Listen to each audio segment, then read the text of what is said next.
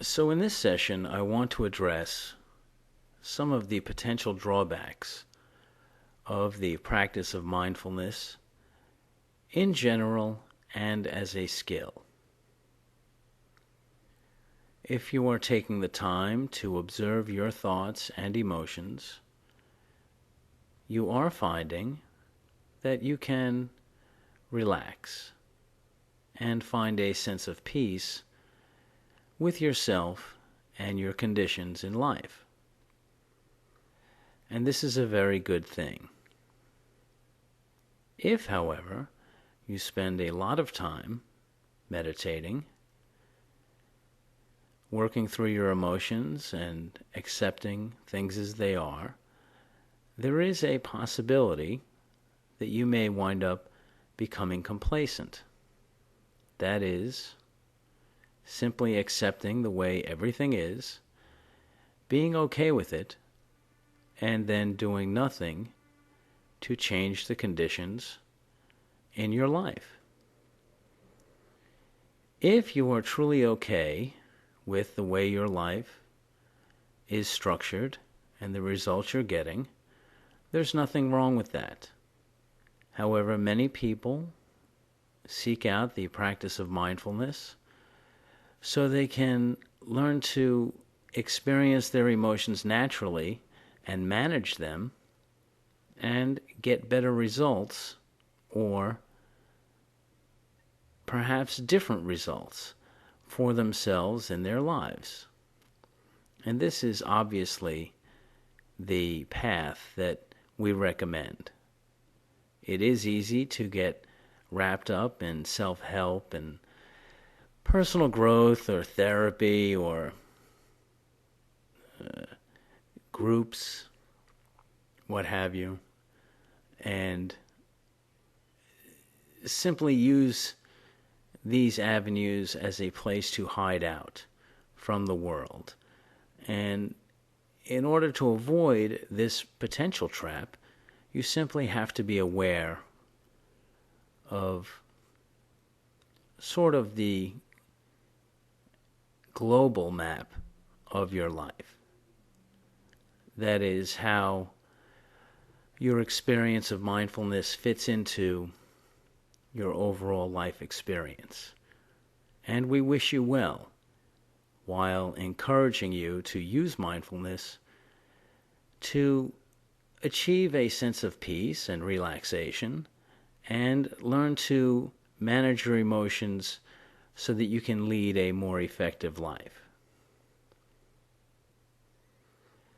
A second potential drawback of the practice of mindfulness, for lack of a better word, is falling into the experience of depression.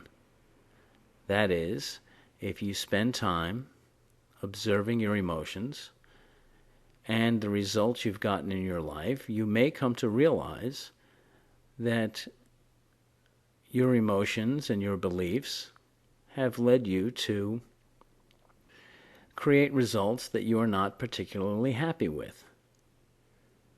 And of course, you are responsible for the results you create in your life. But I want to caution here that you shouldn't be too hard on yourself.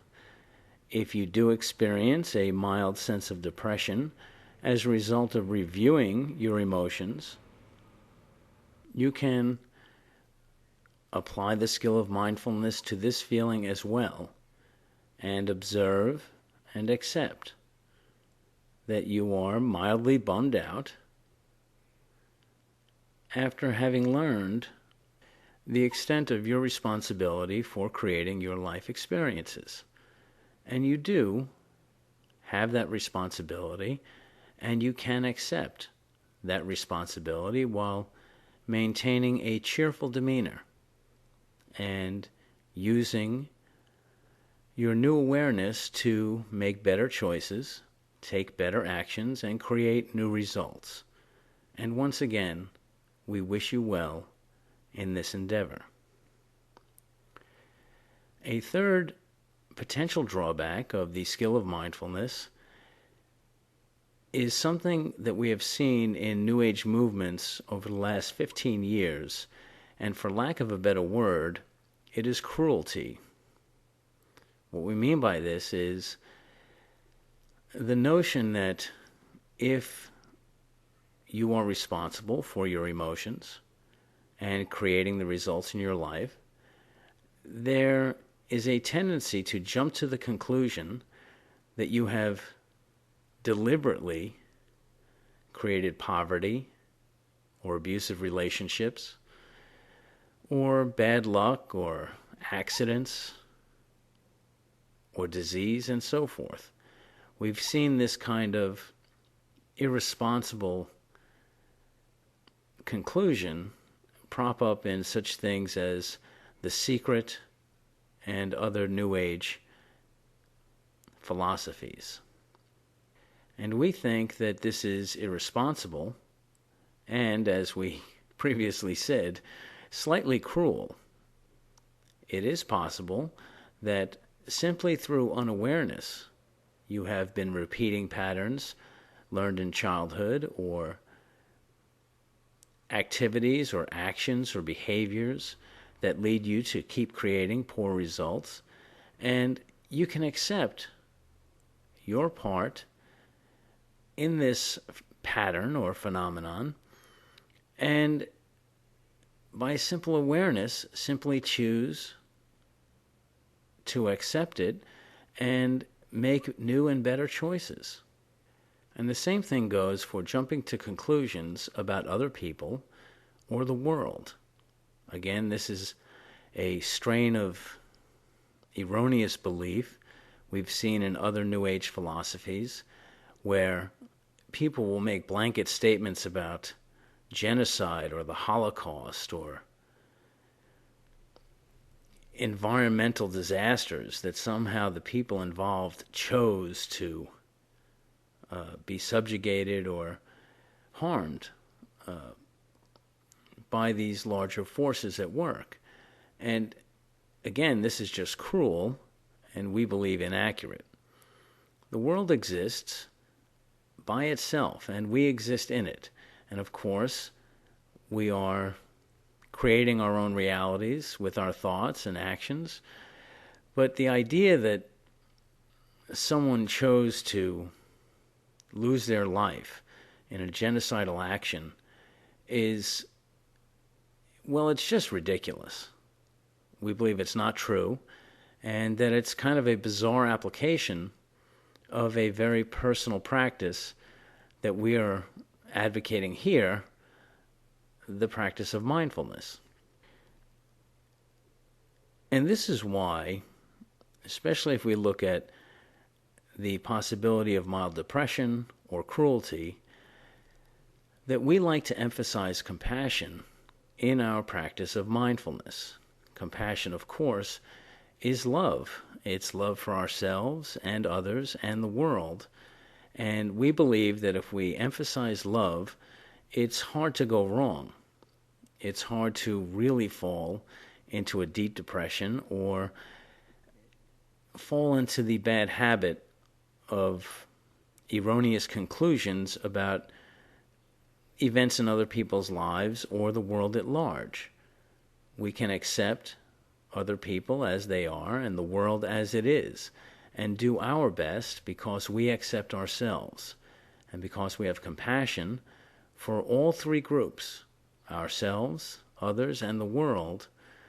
We can be at peace in the world without passing judgment or making insane statements that usually just serve to hurt people's feelings and doesn't really contribute to anyone's personal growth or advancement. And what you really see in these kinds of exchanges where someone makes a comment like, you know, that baby was born into the world wanting to have childhood brain cancer, to take a really extreme and unfortunately real example that has been bandied about in those communities. It's just nonsense. It doesn't do anybody any good, and what it really does it's a form of spiritual condescension or comparing where you're trying to elevate yourself at the expense of other people. And it's no different than flaunting a handbag or a new automobile in front of someone who doesn't have one.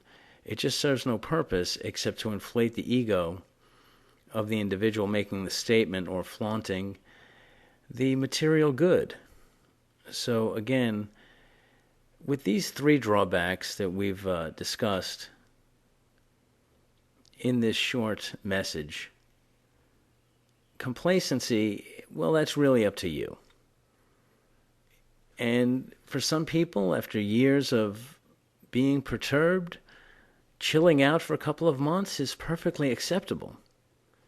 Again, we just encourage you to use the skill of mindfulness to make changes, to enjoy your life as it is, and to enjoy your relationship with yourself, and to make changes, to do the things that you really want to do, and to lead a more effective life. With the second and third potential drawbacks of feeling bad about your choices or being cruel to others, just emphasize compassion for yourself, for others, and for the world. And we think that it will be hard to go wrong for an extended period of time.